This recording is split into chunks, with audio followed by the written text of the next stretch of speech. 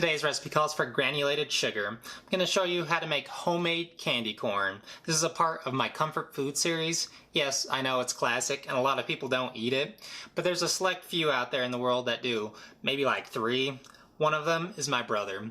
And this recipe is fairly simple and there's not a whole lot to it. So with that said, let's get started. The first thing we're going to do is mix all of our dry ingredients together. So in a large mixing bowl, we're going to add 2½ cups of powdered sugar, also known as confectioner's sugar, 1/3 cup powdered milk, and lastly 1/4 teaspoon of salt. Then you're going to lightly whisk your face off, bring all these dry ingredients together. Now that we have all of our dry ingredients mixed together, we're going to set that aside and move on to the next step. The next thing we're going to do in a medium-sized saucepan with a heavy bottom is add 2/3 cup of light corn syrup. I really recommend that you scrape your measuring device thoroughly to get all of the corn syrup out. This way we're not going to waste any ingredients and it'll make it a whole lot easier to clean later on. And I also really recommend that you rinse your measuring device immediately after this. This way you can prevent it from hardening. Once the corn syrup hardens, it'll make it a whole lot tougher to clean later on. The next thing we're going to add to our pot is 1 cup granulated sugar. Next, we're going to add 1/3 cup of unsalted butter to our pot. Once you've added your butter, you're going to turn your heat to about medium-high. We're going to bring this entire mixture up to a boil. And once it hits a boil, we're going to turn it down to about medium-low heat and have it at a simmer. We're going to cook this for about 4 to 5 minutes. Now that all of your ingredients have melted and come together to make a liquid sugar, you're going to stir this mixture fairly often. You want to ensure that you use a rubber spatula and scrape the sides and the bottom of your pan when you go to stir it. This will help prevent anything from sticking and clumping up and burning, ruining our candy corn. We're going to cook our liquid sugar until it hits softball stage, or 230 degrees Fahrenheit. I highly recommend that you buy yourself a candy thermometer like this. This will make this task that much easier, and it'll make your cooking a bit safer as well, because then you're able to regulate your temperatures on things. And it has this little nifty clip that you can clip it on to the side of your pan so you don't have to hold it. Now that you know how hot our sugar has to become for it to work properly, this means that you need to use extreme caution when making candies and working with liquid sugar like this. Not only is this stuff insanely hot, but if it does get on your skin, it will harden fairly quick, which in turn will make the burn a lot worse because it'll be a lot tougher to get the sugar off of you. This stuff is like lava and it will basically melt your flesh off straight to the bone. I'm sure you can buy some protective gloves on the interwebs because it sells everything these days. Also, you can adjust the heat as needed. If it's simmering too vigorously, then go ahead and turn it down, or if it's not simmering enough, feel free to turn it up as well. Once you notice that your liquid sugar is getting closer to hitting softball stage, I recommend that you grab a glass and fill it with warm water. Once your liquid sugar hits temp, then you can throw your thermometer in that glass. This way it'll rinse off all of the sugar immediately so none of it hardens on our thermometer.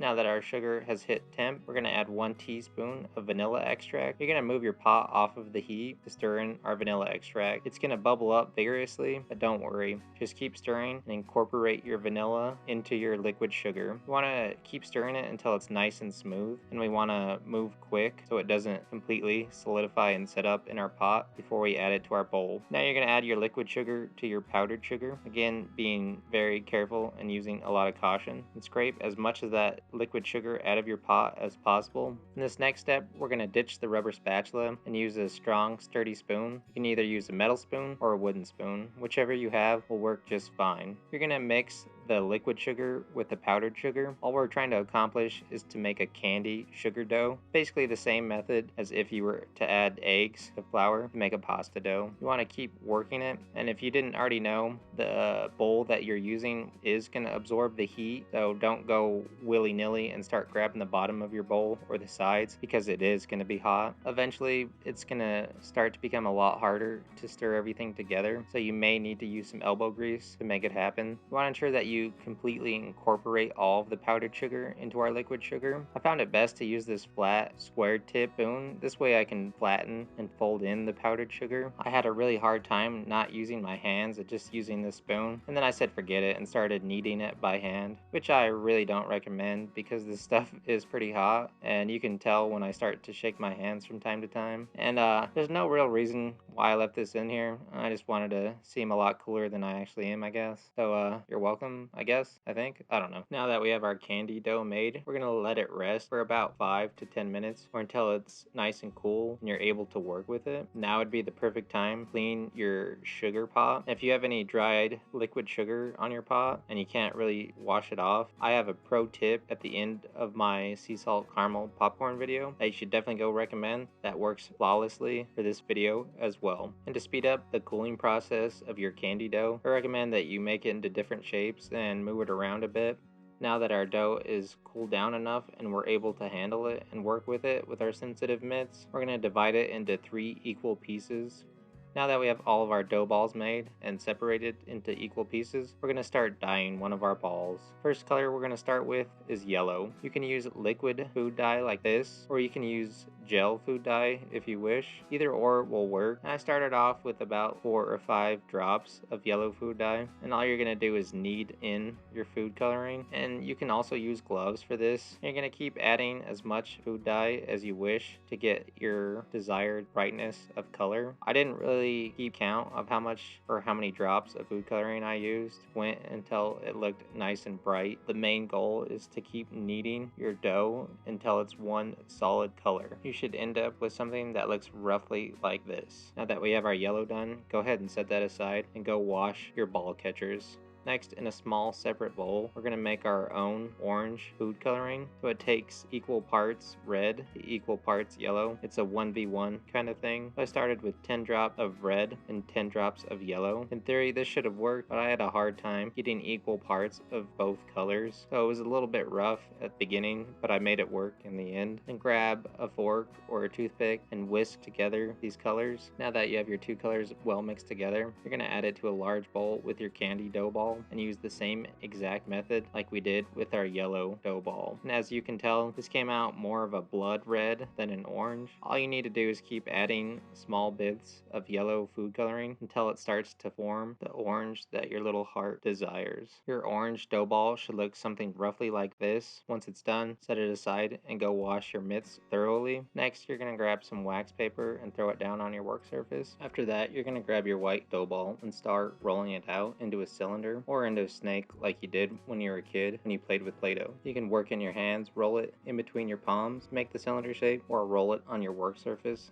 We're looking for about a 1/4 inch width in our cylinder shape. Eventually, your cylinder becomes fairly large and long. Found it a lot easier to break it up into smaller sections. This makes it a whole lot easier to roll out and work with. Then you're going to use the same exact method to roll out your orange dough and also the yellow dough. Once you get your orange dough rolled out, you're going to pinch it to your white dough and adhere it so it makes it one long candy strip. Then you're going to roll your yellow dough out now. And when you're rolling your doughs out, you want to keep it as even as possible throughout the entire cylinder. So you don't want a large fat piece on the ends and the middle to be super skinny. So work your way out or in to ensure that everything is nice and even. And once you have your yellow rolled out, you're going to pinch it to the bottom of the orange one, just like we did previously with the orange dough. Then you're going to slightly flatten it out to ensure that everything is nice and well stuck together. And once you have that done, you're going to flip it over and do the same exact method. This is the most traditional way of the white being on the top and the yellow being on the bottom, but you can set it up any which way you want. Then we're going to start cutting triangles with the bench scraper. You're going to cut one way and then flip and cut the opposite way. So the white should be on the top on one cut, and then on the other cut, the white should be on the bottom. So you're just going to keep alternating, making triangles until you finish the rope, and then you'll start and repeat the same exact process until all of your candy is done. You can use a bench scraper or a paring knife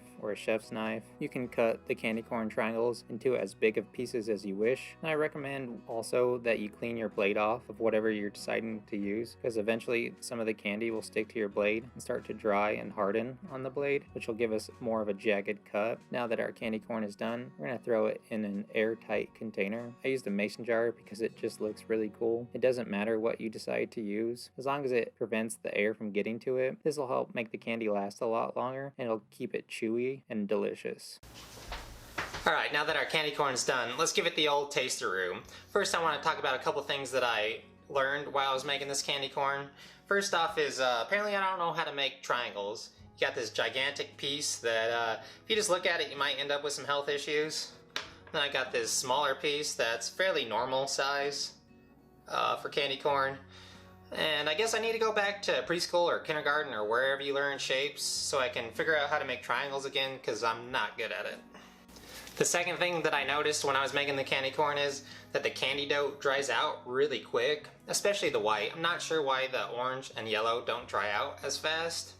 I recommend that you wrap it with saran wrap if you're not working with it to prevent the air from getting to it to dry it out.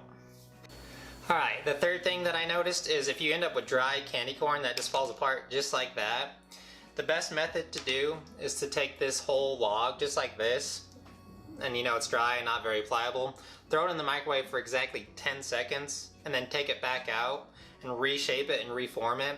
This just rejuvenates the fat and sugar, making it a lot more pliable and easier to work with. So once you take it out of the microwave, you can shape it and have it stick together a lot easier and a lot better. And then after that, you can cut it. Makes it so much easier. I recommend doing that for sure. Alright, enough jibber jabber. Let's give them a shot. So they're nice and aesthetically pleasing. They look exactly like candy corn should be. Nice and bright yellow, nice and bright orange, and just that perfect white. So let's give it a shot. The candy corn is nice and rich and buttery. And then it's nice and sweet, but it's not too sweet. I think it's the perfect amount of sweetness. Then the vanilla adds a hint of flavor, so it's not just flat and really sweet. It's perfect. Then the texture on it is nice and chewy, a lot better than the stuff from the store. The stuff from the store, once you bite it, it just turns into dust into your mouth. This stuff is nice and chewy and delicious. I'm not a huge fan of candy corn, but you should definitely make these and compare it to the store-bought stuff. And maybe you'll churn and start liking candy corn once you make it yourself. So I recommend making it. Alright, that's it for today's video. This recipe is fairly simple, and it was a lot of fun to make a classic candy that nobody really eats. And if you need a great date idea, I recommend that you make some candy corn together and watch a scary movie. I doubt you're gonna find another person that likes candy corn, so yeah, good luck. Thanks for watching. Hopefully you enjoyed today's video. I need to go figure out my Halloween costume, so we'll see you on the next one. Alright, now that our candy corn is done, let's give it the old tasteroo. First off, I want to learn... talk. So I'm really not sure, so you should definitely wrap it, and I don't know what I'm saying. I'm definitely not a huge fan of candy corn, but this stuff blows the other stuff out of the water. Compared to the stuff from the store, like the stuff from the store, once you chew it and bite it, chew and bite is the same thing, huh? I don't know why my brother likes this stuff. It's alright, I guess. It makes more sense why he was so mean to me when we were kids. He'd probably like eat this candy and be like, oh, it's gross, and then punch me, and then I think it makes sense now.